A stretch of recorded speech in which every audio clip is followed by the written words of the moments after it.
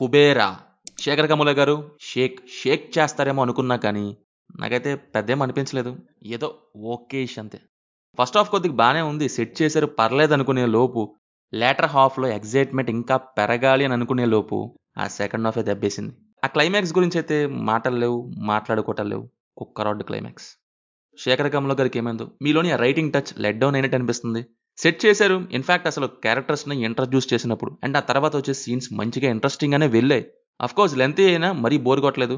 Because కాన్ఫ్లిక్ట్‌ని ఎలా approach చేపిస్తారు. తెలిసాక క్యారెక్టర్స్ రియాక్షన్స్ ఏంటి అనేది ఒకటి కొంచెం తీసుకెళ్ళింది సినిమాని. సరే పర్లేదు చూద్దాం అనుకునే లోపు దిగింది సెకండ్ హాఫ్ మేకులు దించింది. టోటల్‌గా యాంటీ క్లాక్‌కి తిప్పేశారు. లిటరల్లీ సెకండ్ హాఫ్‌లో అయితే ఇదే ఫీలింగ్. కమ్ముల ఇలా చెయ్యరు గదా అనుకున్నా, అదే నింపారు. ఫస్ట్ హాఫ్‌లో స్మార్ట్ సీబీఐ అని చెప్పి తీసుకొచ్చిన దీపక్‌నేమో సప్పగా పడేశారు సెకండ్ హాఫ్‌లో. ఆ స్మార్ట్‌నెస్ ఏమైపోయిందో అర్థం కాదు. సరిగ్గా సంతకం పెట్టడం రాని బిచ్చగాడు స్మార్ట్ ఫోన్‌ని టకటక వాడేస్తాడు. వితౌట్ కన్‌ఫ్యూజన్ ఎగ్జాక్ట్ లొకేషన్ చూపిచ్చేస్తాడు. బిచ్చగాళ్ళేమన్నా ఆది మానవులా ఏంటండి? ఇన్నోసెంట్ వరకు యెస్ బానే ఉందది ఇన్నోసెంట్ వైస్‌గా చూపించాలనుకోవటం. బట్ ఏం తెలీదు, ఎప్పుడో వచ్చిన ఏటీఎం అంటే తెలీదన్నట్టు, సరిగ్గా తినడం రాదన్నట్టు, ఎవరితో ఎలా బిహేవ్ చేయాలో తెలీదన్నట్టు. ఒకరంటే ఓకే. తీసుకొచ్చి నలుగురు అలాగే చూపించారు చూడండి. శేఖర్ కమ్ముల గారు.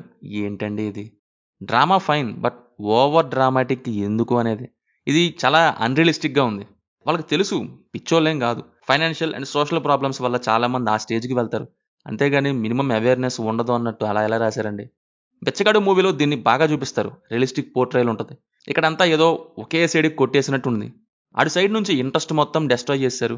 'దేవా' నుంచి చెయ్యాలని అనుకునే థింగ్స్ కానీ, చేసిన థింగ్స్ ఏవి కూడా నచ్చలేదు. Zero impact. సెట్టింగ్ చేసిన ఫస్ట్ యాక్ట్ బావుంది. సెకండ్ యాక్ట్ ఎటెటో పోతది.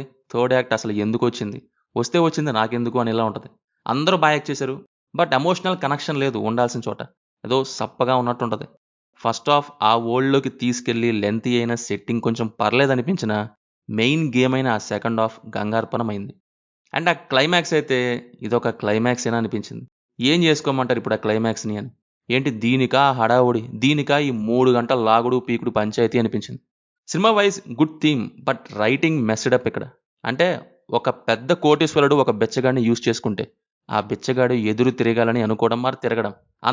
అందరూ రియల్ లైఫ్‌లో బిచ్చగాళ్ళే అనే ఒక గుడ్ థీమ్‌ని తీసుకున్నారు. బట్ రియలిస్టిక్ టచ్ మిస్ అయింది మెయిన్ పాయింట్ దగ్గర. శేఖర్ కమ్ముల గారి ఫిల్మ్స్‌లో నాకు బెస్ట్ అంటే 'లీడర్'. పొలిటికల్ థింగ్స్ ఆయన రాయగలరు. బట్ ఈ 'బిచ్చగాడు వర్సెస్ బిలియనీర్' టాపిక్ వైస్ అయితే ఆయన సరిగ్గా రాయలేదు. వాట్ ఇఫ్ 'దేవకట్ట' గారు తీసుంటే అనే ఒక థాట్ వచ్చింది సినిమా అయిపోయాక.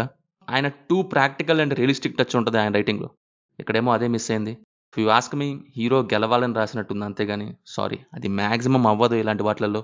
పవర్ అండ్ మనీ ఏమైనా చేయగలవు. అండ్ ఒకవేళ వాటికి ఆపోజిట్‌గా ఏదైనా వెళ్ళాలి అంటే చాలా స్ట్రాంగ్‌గా ఉండాలి. ఇక్కడ అలా అయితే అసలు ఏమీ కనపడలేదు నాకైతే. సినిమాలో కూడా అదే చెప్పారు డైలాగ్ కూడా. పవర్ అండ్ మనీ ఏమైనా చేయగలవని. ఇక్కడ మొబైల్ సిగ్నల్‌ని ట్రాక్ చేసే వాటిని వాడుకున్న ఆ మనీ అండ్ పవర్. సీసీటీవీలని ఎందుకు వాడుకోలేదు ఆ మనీ అండ్ పవర్? అసలు సీసీటీవీలు లేవా మరి? బిచ్చగాడికి ప్లేస్ అంటూ ఉంటదా?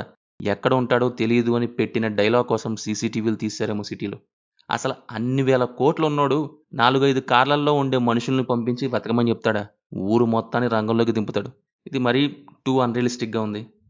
పర్ఫార్మెన్సెస్ వైస్ అందరూ చాలా బాగా యాక్ట్ చేశారు. నాగార్జున గారి క్యారెక్టర్‌ని ఇంకా బాగా యూజ్ చేసుకోవచ్చు. బట్ చేయలేదు. ధనుష్ గారు అండ్ రష్మిక గారి ఓన్ వాయిస్ ఇవ్వాలన్న ఐడియా ఎవరిదో మరి. ధనుష్ గారి పర్ఫార్మెన్సెస్ అంత బావుంటే బట్ డబ్బింగ్ వైసే. ఇద్దరికి ప్రొఫెషనల్ డబ్బింగ్ ఆర్టిస్ట్‌తో చేయించొచ్చుగా. ఆ కట్ డబ్బింగ్ ఎందుకు? డీఎస్‌పీస్ బీజీఎం బానే ఉంది. ఎక్కడ ఎలాగో అలాగే పెట్టారు. ఫైనల్లీ నాకైతే అంతగా వర్కౌట్ అవ్వలేదు. మీ ఇష్టం మరి. సినిమా చూసాక మీకెలా ఉందో కింద కామెంట్స్‌లో మాతో తప్పకుండా షేర్ చేసుకోండి. రివ్యూ నచ్చితే మన ఛానెల్‌ని సబ్స్క్రైబ్ చేసుకోండి. Will meet in next video. Thank you. జై హింద్.